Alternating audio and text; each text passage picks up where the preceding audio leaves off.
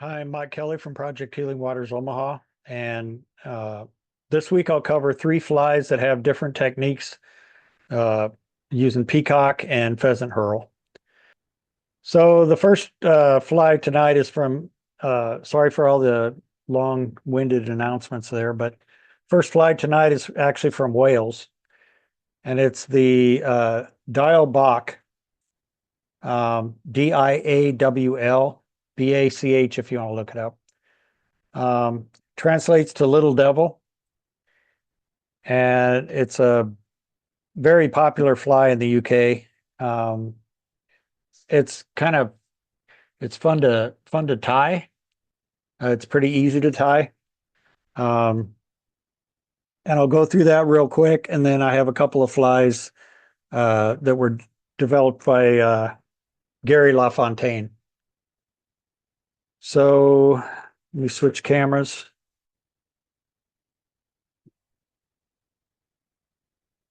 Whoops, that's not how you switch cameras.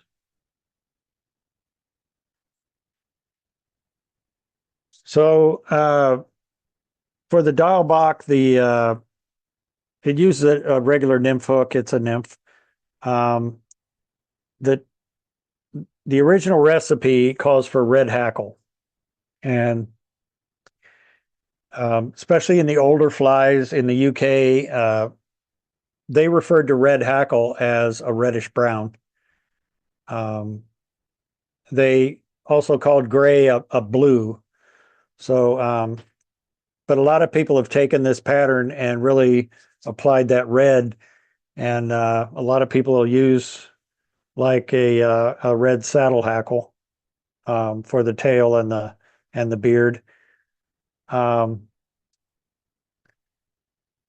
I think I'm going to use, I have this whiting soft hackle with chickaboo, and it's a rust color. So really that's kind of closer to the color they originally intended it to be. But since it has the fine dark markings of this chickaboo, I don't know if you can see that good. Yes, you can.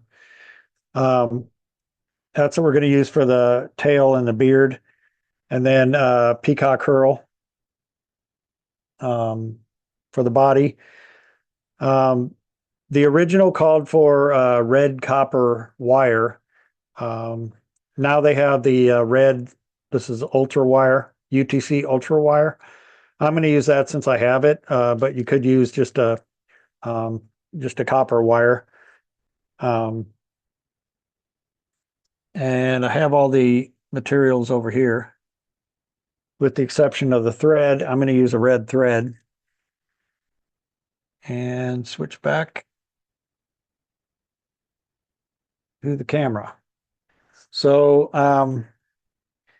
they say size 10 to 18. I'm going to tie it on a size 10 because it's easier to see on the camera. But all the measurements that I'm going to make are to the hook shank, so it doesn't really matter, what the size is. I'll go ahead and start the thread on the hook. I'm using a red 70 denier ultra thread, just because it's the red that I had loaded. And I'll start it a little bit back from the eye.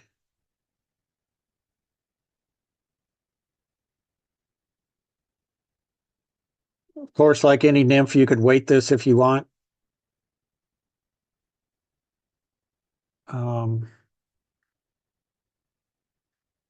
With lead or lead substitute. For the tail, I plucked one of those feathers off of that. You can see with this soft tackle. It's just beautiful barred feathers. So I'm going to grab maybe like about a half an inch. That's actually going to be probably too much. I'm going to take some of that away and set it off to the side for later.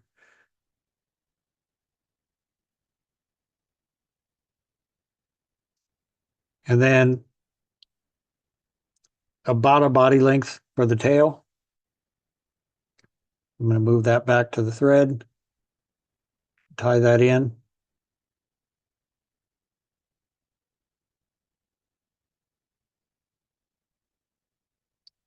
And give myself a little bit of bulk by tying that forward. I'm going to use spaced wraps just to control all of this mess. Up to the front here. And since it's long, I'll go ahead and clip off all the excess.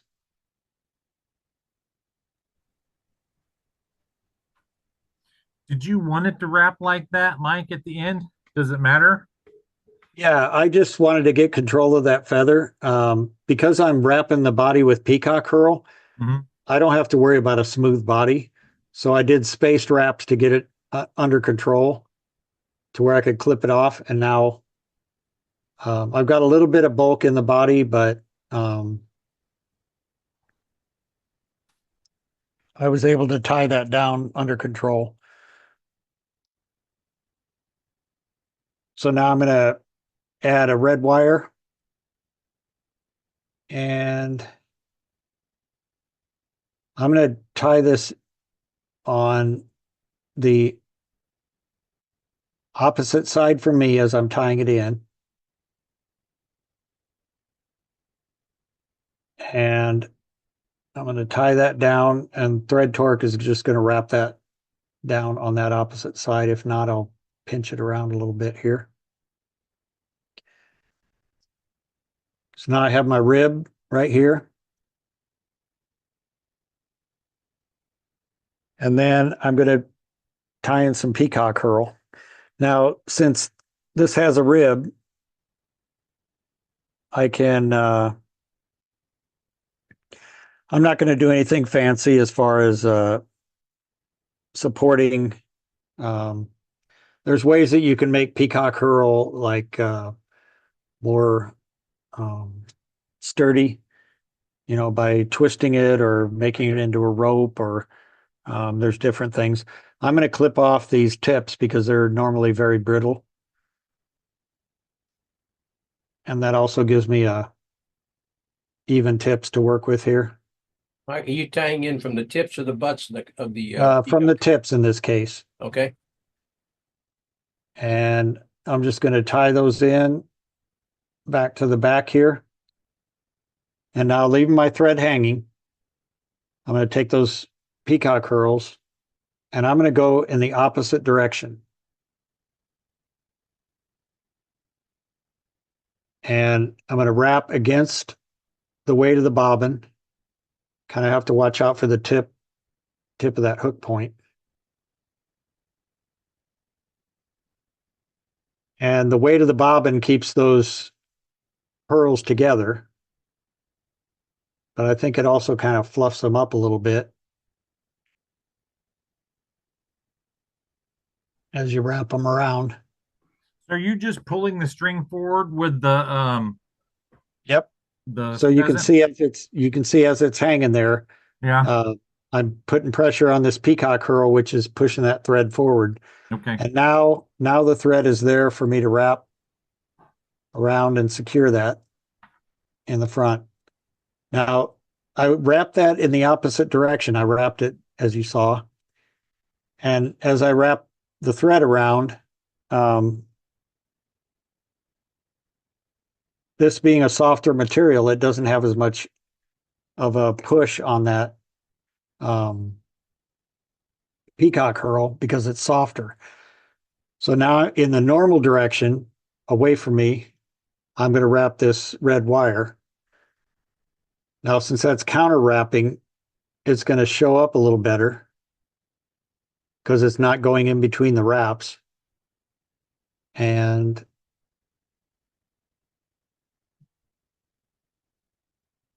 I'm able to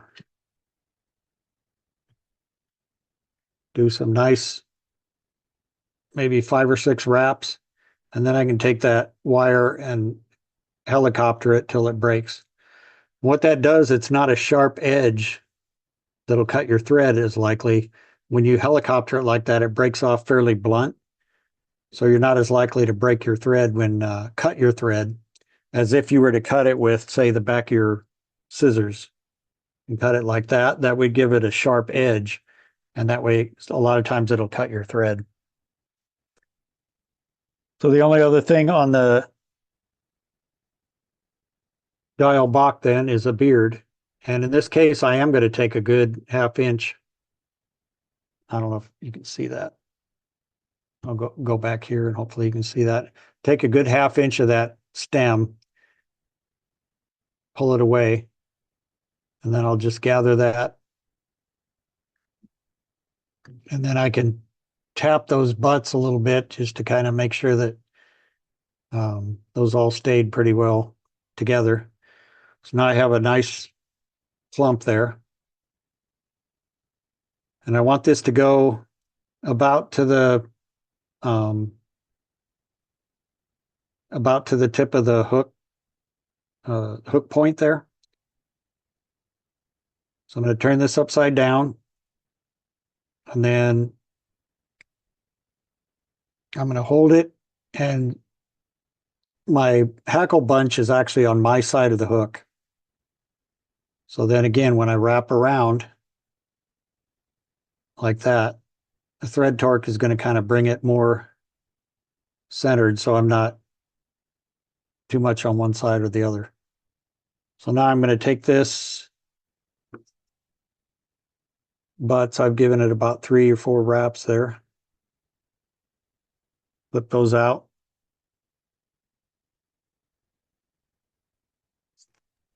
I was beginning to think that you were just going to roll the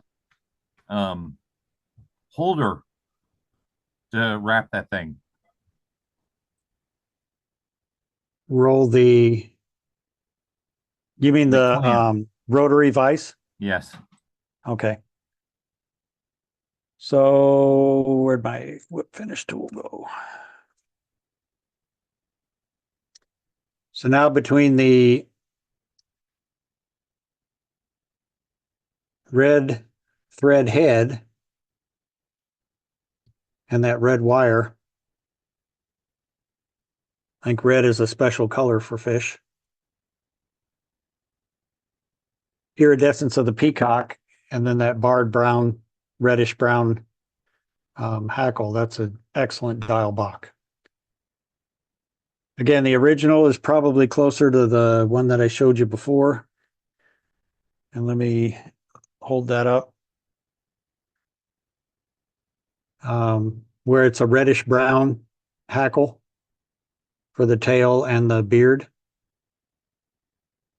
And then this is with black thread. This is probably how I tie them more often, with a red thread. That's the Diawl Bach. You could put a little, I probably will put a little head cement on that.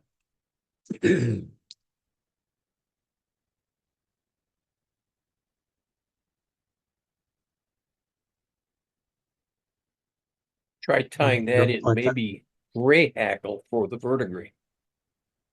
That might be interesting up there. Yep. I mean, you could experiment. Of course, Diawl Bach is a certain pattern. You could do a gray hackle peacock. You could do, there's a lot of different patterns that you could change the hackle, change anything, change the color of the wire, color of the thread. I'd actually seen a variation of that where they use like some holographic red tinsel on the side of it. Yes. Actually, I've done that before as well. There's let's see if I have it handy. Crystal flash that's red that I've actually used before for that. Here it is right here.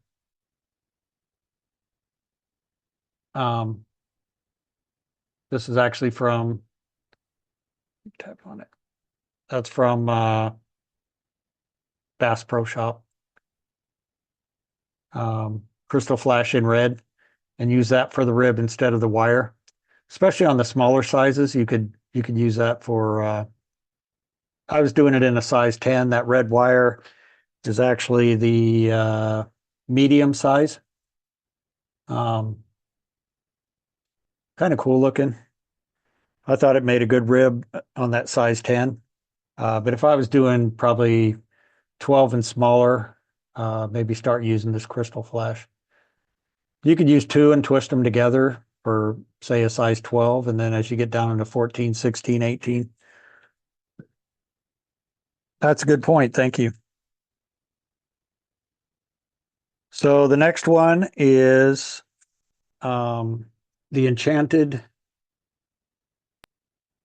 Prince. And I know somebody was making fun of me for saying that the other day. It's basically a Prince Nymph. And this one's a little, I used kind of a big bead on this one. Beads may be too big. I'll use it.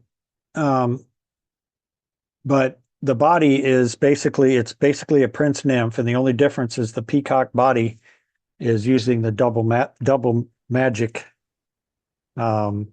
technique. Pardon me? I have to go. Thank you. Okay. Thanks Okay, for coming. well, take care. Take We'll care, see you next Walt. week. Okay, bye. So this double magic technique really never caught on. I don't really know why. But it makes flies look shaggy and unorganized. And these days, Perfect sells flies. Instagram photos and selling them in a fly in a fly shop. They want them to look like perfect and not all shaggy and ugly. But people kind of forget what a fish is really looking for in a realistic natural insect. They're not perfect. They don't have perfect hackles that stand straight out and all that stuff. So anyway, the technique is called double magic, and it mixes. I always think peacock herl is one of my favorite materials for any fly because it's iridescent. The way it stands out, and it has a little bit of movement.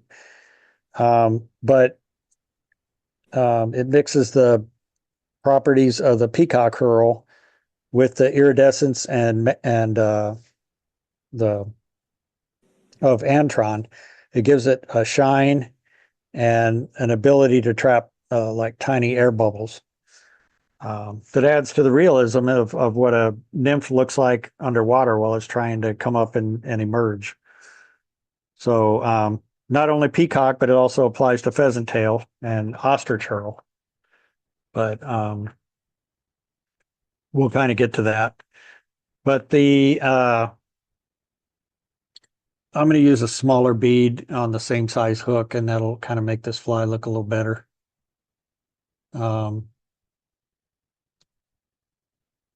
So the materials for this one, switch over.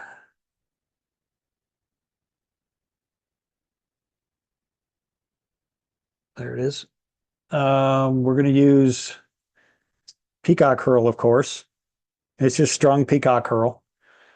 For this one, I'm going to use BT's Soft Touch Dubbing. Now, if you look at it in the package, I mean, it kind of looks like superfine. It's kind of that texture, but it's really short. Touch dubbing is intended to be like relatively short in the fibers.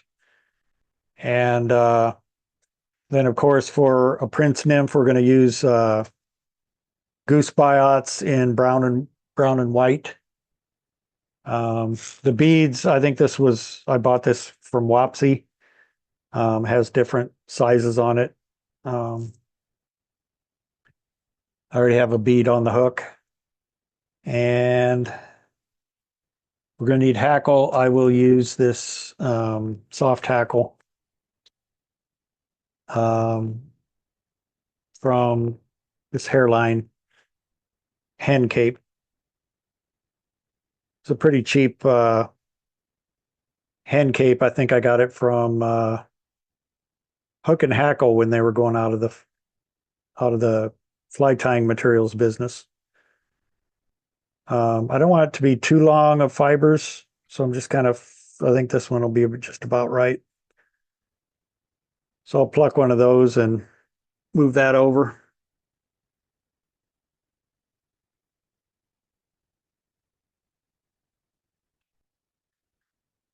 So for this one, I think I'm going to stick with this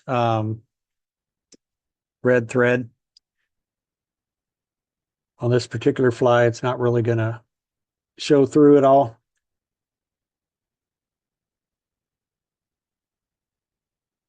Start my thread. And that bead is kind of running with me a little bit. You could put a little piece of like a non-lead wire in there or something to hold that bead forward, but we'll just leave it for now and hopefully won't give me too much trouble. I'm going to need a brown goose biot, 2 of them for the tail. So first I'm going to take this thread actually to the tail.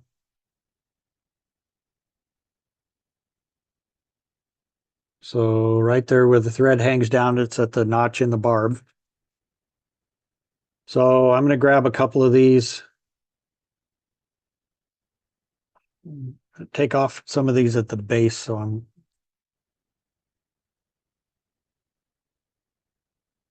I'll flip a couple of those up, tear them off. Now I'm going to do this with, sometimes it's hard to get these biots to go in the direction you want them to. So did I get 2 or 1? Here it is. I've got 2 here. I'm going to split these apart.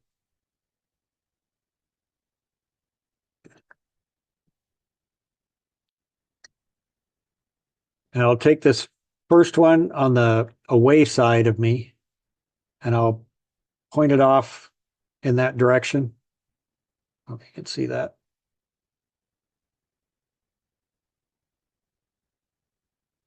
And then I'll take a wrap over it.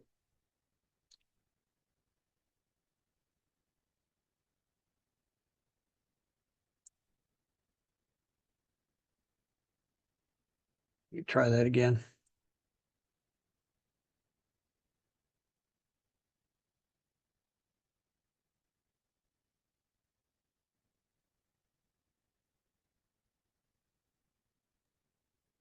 Mike, you've got the curve to the buyout facing down, right? Yep. Then I'm going to take the other one, point it in the opposite direction.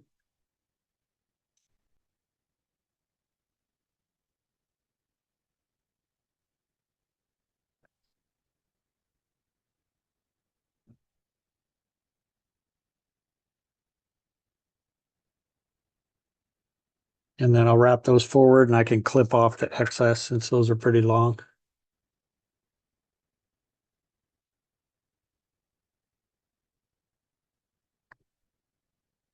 Now, just like on any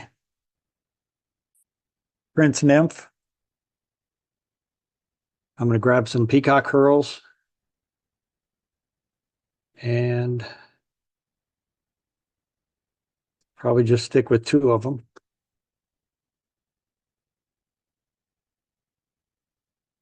Now in this case,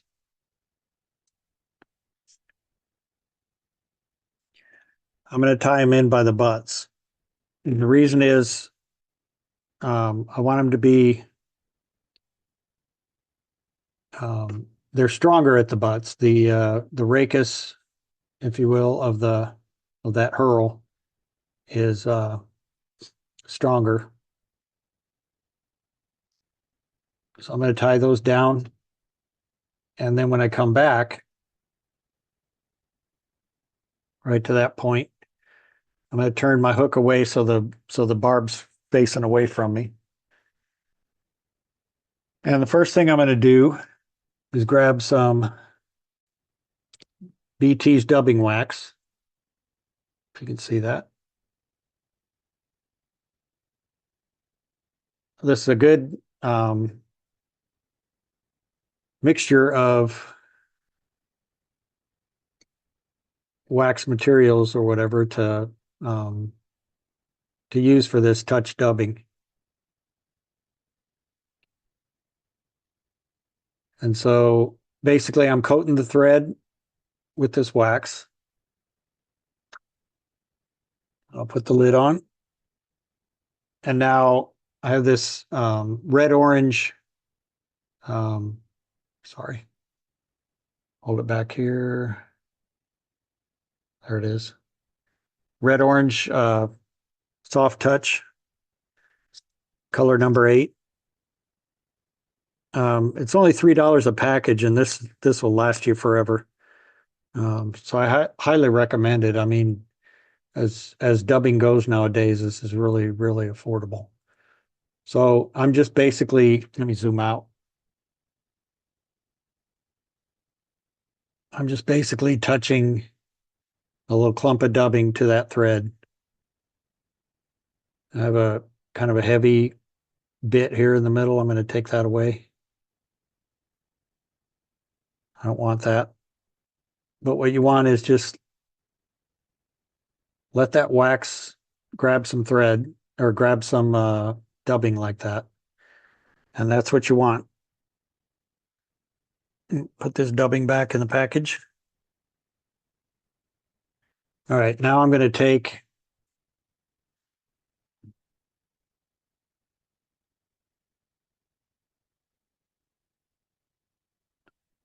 these peacock curls and that dubbing that I did.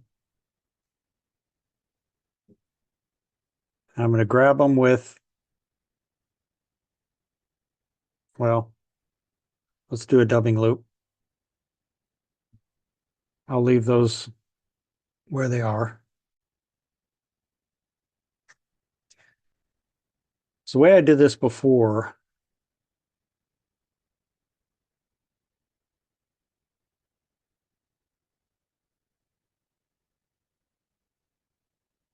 yes, it was a dubbing loop. So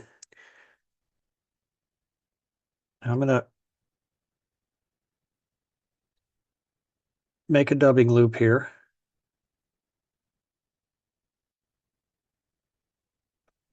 And then bring my thread back toward the front.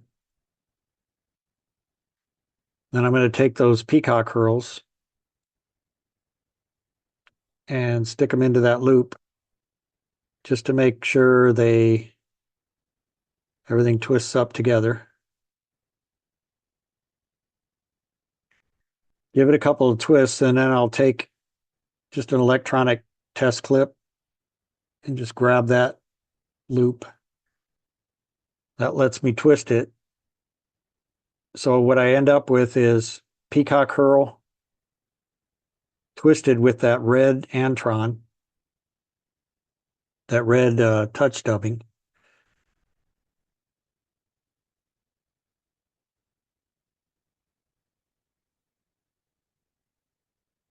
Of course, it's twisting tighter here toward the thinner part of the stem.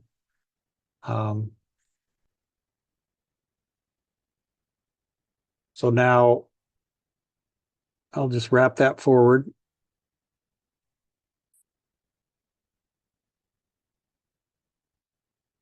So now I have a normal Prince Nymph body, a peacock curl, but I have that red Antron.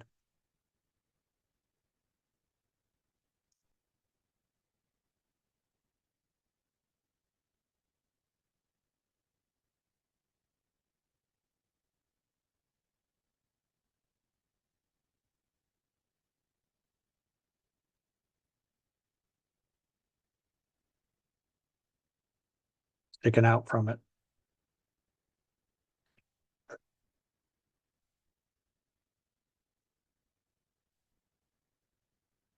So then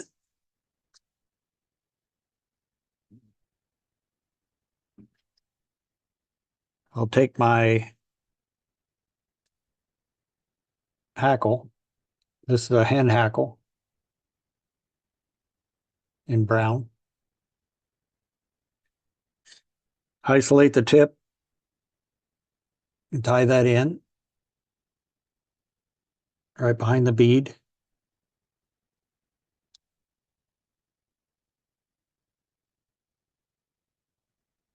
And then I'll clip off that tip.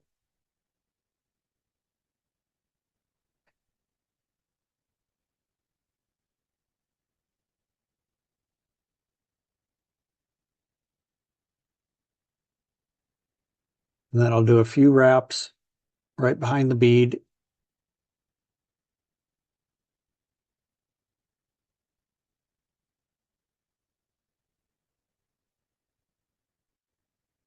To give it that brown hackle.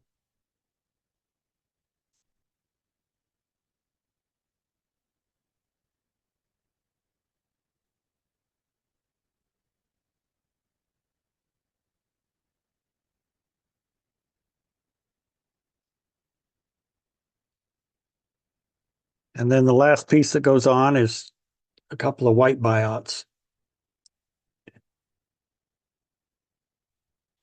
So I'll pluck 2 of those off. And I'll do the same thing. I like these to kind of point down as well over the back.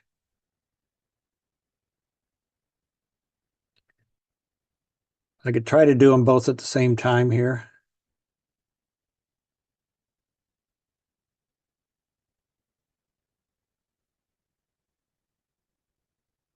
See how that goes. I'll do them one at a time. I feel like I have more control if I do them one at a time.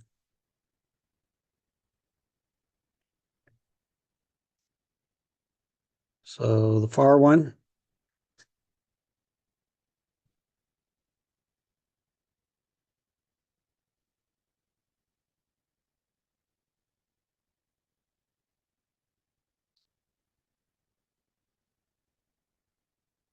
And then closer to me. That's better. That's good. More wraps here.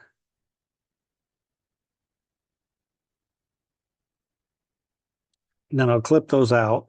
Now, in the front there, you got a little busy.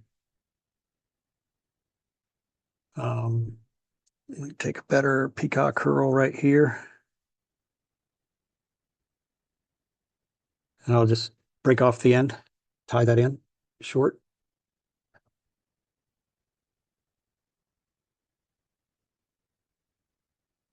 And then just to kind of, you could leave that red neck up there as a hot spot. But this is how they did it, tying these for Gary. And then a pretty cool trick for a whip finish and for adding glue with a bead. So any beadhead fly, like in this particular case, we have a collar of peacock curl there. And if I was to put glue in there right now, I glue down all of that peacock curl. Well, Gary had a trick where put a dab of glue on the bead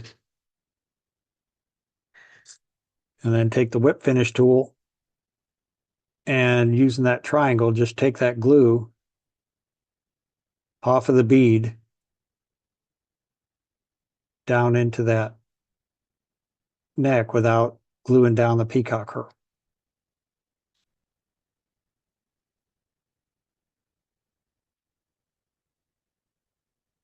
And that's the Enchanted Prince Nymph.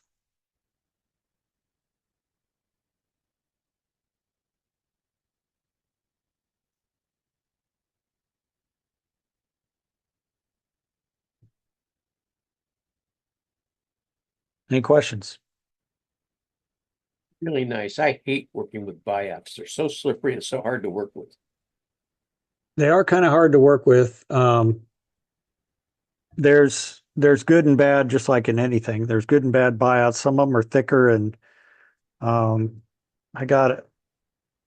Actually, when you said that, I just saw this piece I have down in the bottom, and you can tell the rachis is much thicker there. And these are a little more stout. A little more stout and kind of a brighter white. But I bought a big package of goose biots, black, brown, and white. For different flies or whatever. Sometimes you get what you get. And then the last fly. I've got some actual turkey wing flight feathers that I got from Larry Pape over at Game and Parks, and I really like those biots. They work really well. Right. So a biot, try to see if I have an example. I guess one of these duck quills would be probably a good example of kind of where they get them. But basically, let me zoom out some here. So on this duck quill, these are used for like married wing feathers and whatever. But the side that you use for those nice wings and everything is on this side. This short side, these are real, like they're not used for wings. They're real short, and this is where actually on a goose quill, that's where those buyouts come from. On that leading edge of the feather where, that's where the actual force comes from, flapping that wing or whatever. You can see these are real tough and thick. You can see that's actually a duck buyout right there. So that's where they come from. Turkey buyouts are longer. They're used more to wrap a body of a dry fly or something like that, or a nymph. Tie it in by the tip and just wrap that buyout forward. Sometimes they can make it pretty cool. They also have an edge, kind of what makes them merry. They have a little bit of an edge of little hairs. So as you wrap that around the body of the fly, if you wrap it correctly, those hairs will stick up, give it a really nice segmented body. I'll have to do that sometime. But the last Gary Lafontain fly uses a feather from a clump.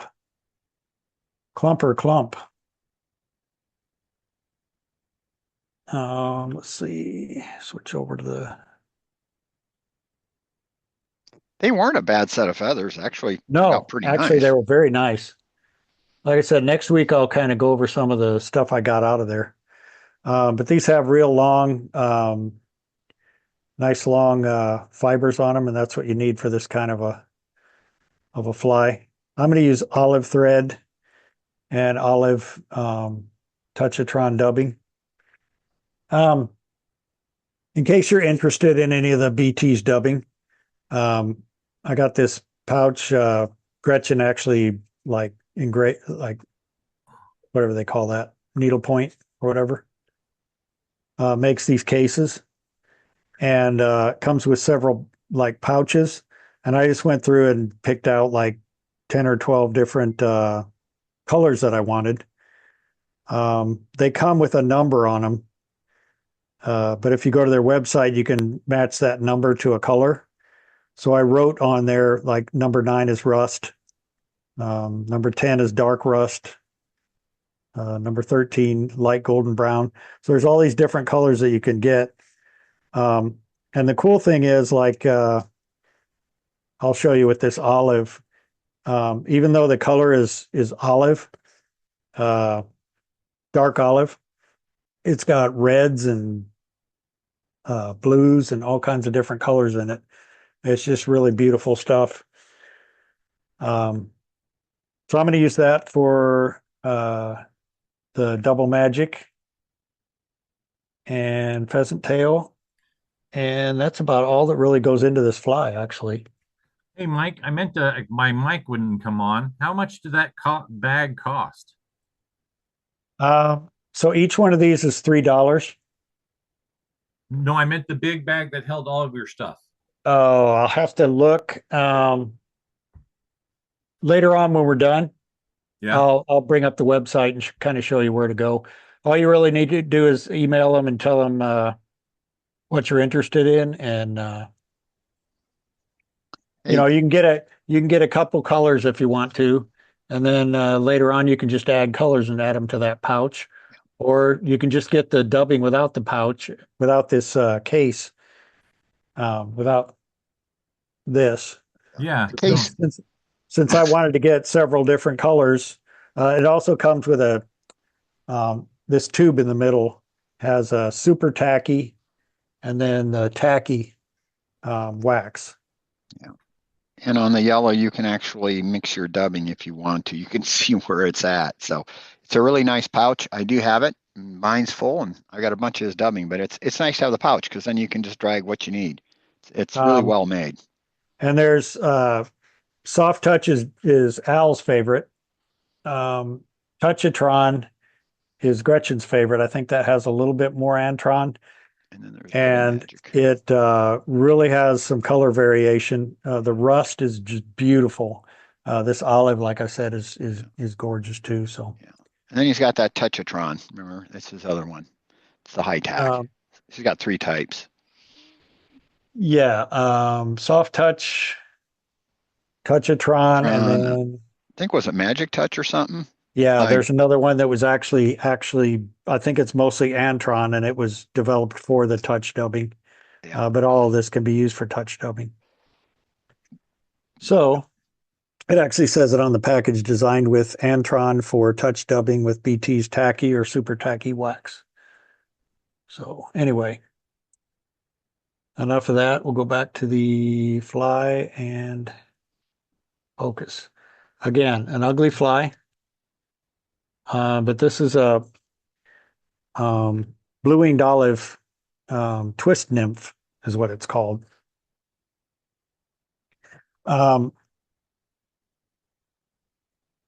It still uses the double magic, is what they call the technique. But it's basically a variant of, you know, I mean, it's not really a variant, but it's similar to like a pheasant tail nymph. But a blue-winged olive is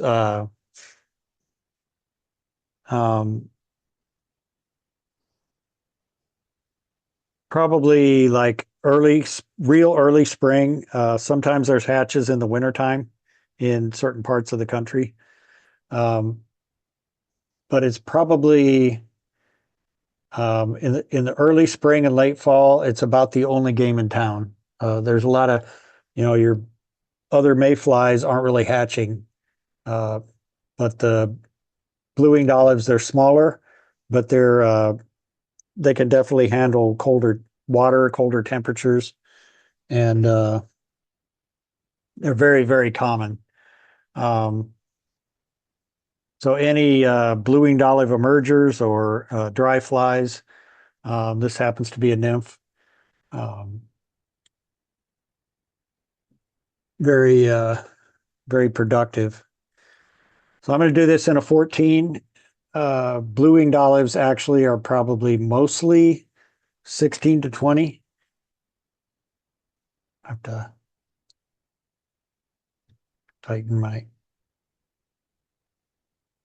the actual insect is probably closer to 16 to 20. I prefer to fish a 14 if I can. If they're not biting, then I might downsize until they do. I'm going to wax this thread since I'm using the Semperfli. It's an olive thread, and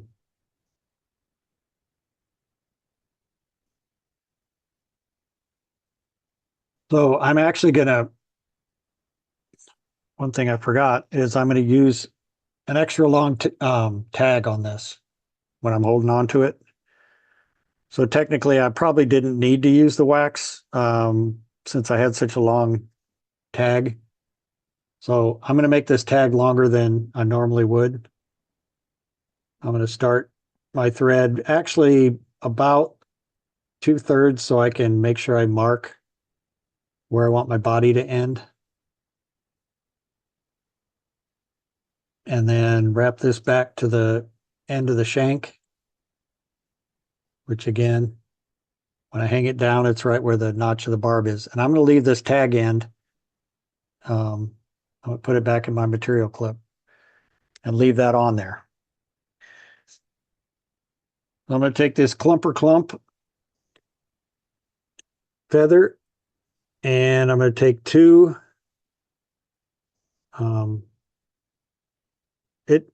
Actually, if you have a long side and a short side, you could take two off of the short side. Because all we're really doing is a tail here and it's fairly short. So I'm going to take two and Gary says the gap of the hook. Paul Stimson, who helped Al and Gretchen, Paul and Shar Stimson helped Al and Gretchen do those videos for the Lafontain originals on YouTube. He says 3/4 of a shank. I'm going to go about like that, which is almost 3/4, a little over 3/4, I guess. I'm going to tie those in at the bend of the hook, wrap forward a little ways, and then you can actually break that off if you hold your thread tight. Now I'm going to take that thread that I had left over and I'm going to bring it up between, I actually have those a little bit sideways, bring it up between the two.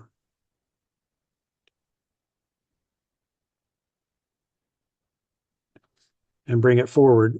And that's going to keep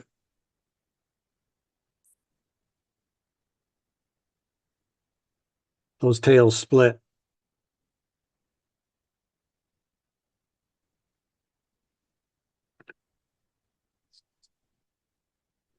So that little piece of thread in between there is going to keep those split.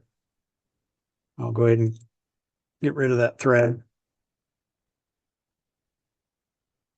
Now I'll come back. And believe it or not, Gary says 1. I'm going to do 2. And again, the butt of this, I guess this would be pheasant herl. Just the butt of it. I'm going to cut the curly stuff off the end of it. Tie it in by the butt. That is long. That is long. I'm just going to leave that hanging off the side. I was just going to say, Mike, that is long. That is very long. So I'm going to take yellow actually for the abdomen and just take a clump of it out of there. I'm going to take my tacky wax here, zoom out. I don't want to go as long on this as I did on the peacock herl because this pheasant tail isn't very long. Say go 1.5 inches, 2 inches.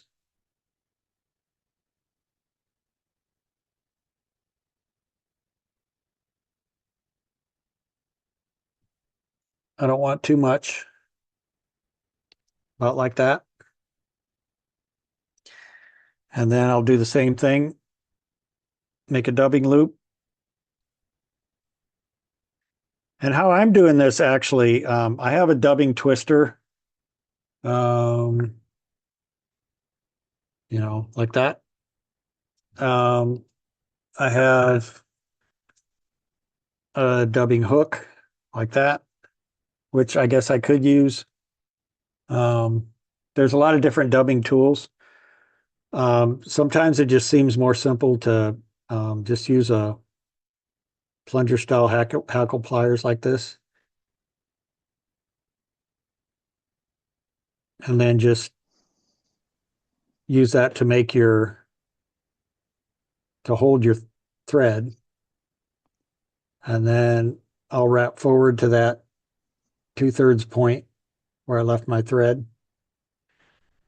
Then I want to take this pheasant tail and just kind of crimp it a little bit so it'll bend.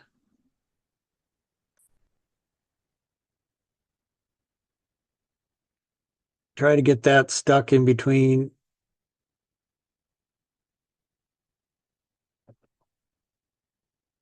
Give it a little bit of a twist.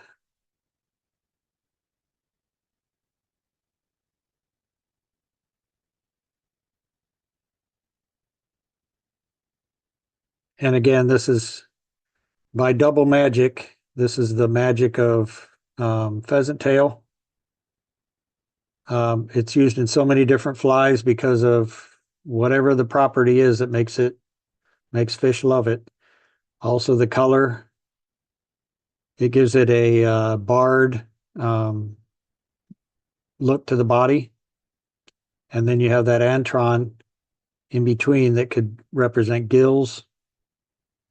A lot of nymphs have gills along their abdomen that stick out from the sides. It shows movement. It traps air bubbles. It does all of the things that a natural nymph does.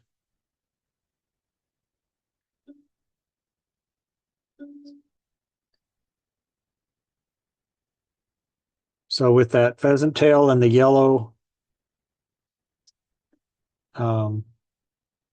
antron is what they used when Gary was tying these. I actually watched Jack Dennis tie this with Gary over his shoulder telling him what to do. And antron is really what he focused on. This BT's dubbing is antron mixed with some natural fibers. I think muskrat. So the next thing is 6 fibers. And again, since these are the wing case, if you have a long side and a short side, this one's pretty much a center tail feather. You can grab the shorter side. You want 6 of them. Again, you want to cut off these curly cues that come off of the rachis. Those will grab your thread and everything else and just cause trouble. And you want to tie those in with the tips pointing back. This is going to be a wing case folded over. Tie those down good. And then I'm going to go back to my zoom out. Back to my BT's dubbing wax.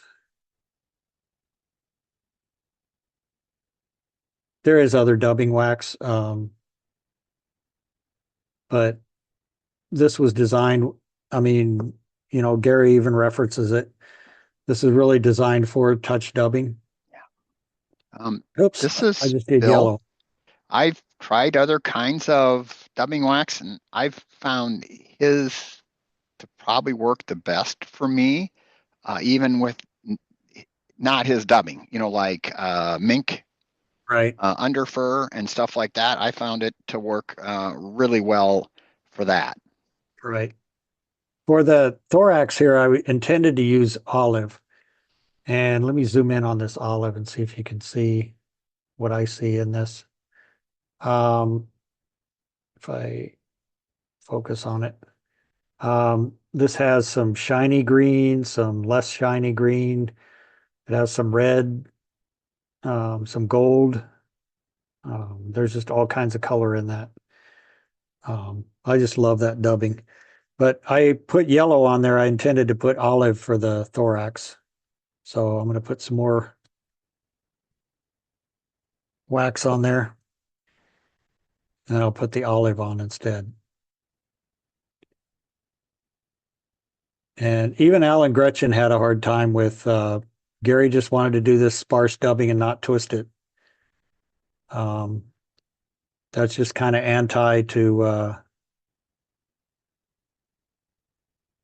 the traditional thinking.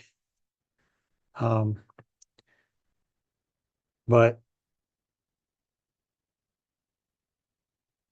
you just take that olive, wrap it forward, maybe back over it. And this is intended to be a little bit thicker in the thorax area. That's Would why I you be did able it so to long. zoom out just a little bit? But it's very, very buggy and very spiky. Mike, move the camera up, please. Oh, sorry. Yep. See if I can do very much of that again. Or if that'll all. No, I think because of the wax, that's not coming loose. But basically, I just took all of that and wrapped it, and then I wrapped back over it, and it just made a real buggy olive thorax. Got some stuck to my fingers. Then you want to take the wing case and fold it over. Look at it on the top to make sure it's centered. Take a couple of wraps and then actually wrap underneath it here.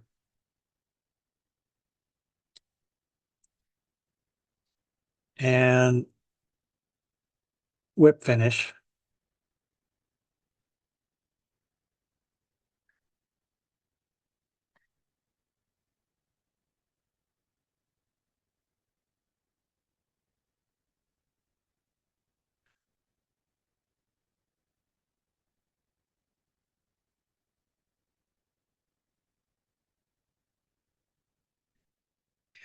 And then Gary actually said to leave a little stump up there at the top of the head, like that.